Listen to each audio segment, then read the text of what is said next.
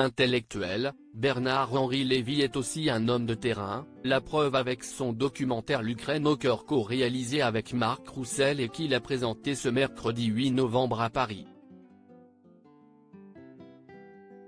À ses côtés mais dans l'ombre, son épouse Arielle Dombasle et son petit-fils. La géopolitique est une des passions du philosophe Bernard-Henri Lévy. Si est donc sans surprise que l'intellectuel de 75 ans s'est penché sur l'Ukraine, frappé par la guerre depuis plus d'1 an et demi. Il a signé avec Marc Roussel le documentaire L'Ukraine au cœur et l'a présenté ce mercredi 8 novembre 2023 au cinéma Le Balzac à Paris. Le but de l'écrivain ? Témoigner du courage au peuple ukrainien face aux attaques de la Russie. De quoi susciter l'immense émotion d'Olena Zelenska, première dame de ce pays meurtri et qui a participé à cette projection puissante. L'épouse de Volodymyr Zelensky a applaudi ce travail en présence de nombreuses personnalités françaises. Assis aux côtés de la digne et élégante représentante de l'Ukraine qui est à Paris pour inaugurer un institut culturel ukrainien et récolter des fonds pour sa fondation humanitaire, Bernard-Henri Lévy a pu également compter sur la présence de son épouse. Habituée à la lumière, la réalisatrice et actrice des Secrets de la princesse de Cadignan Arielle Dombasle est restée dans l'ombre ce soir-là.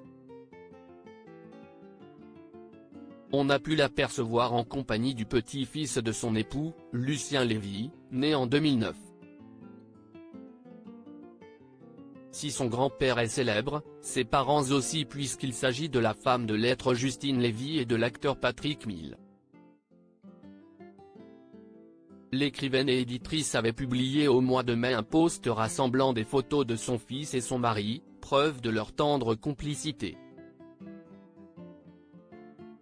Le même soir, le duo toutefois était avec son autre enfant, sa fille Suzanne, pour une autre avant-première, celle du film Le Petit Blond de la Casbah au cinéma Publicis. Avec l'Ukraine au cœur, Bernard-Henri Lévy témoigne du courage de ce pays depuis près de 2 ans au cinéma Balzac.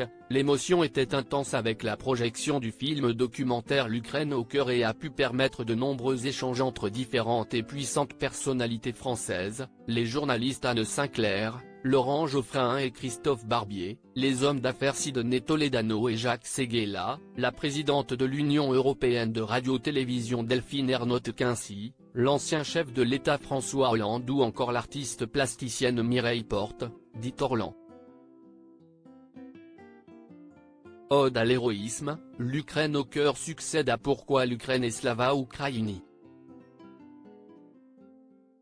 Bernard-Henri Lévy et le réalisateur Marc Roussel sont retournés sur les fronts de Kherson et de Bakhmout pour un 3e opus sur le quotidien des citoyens soldats ukrainiens.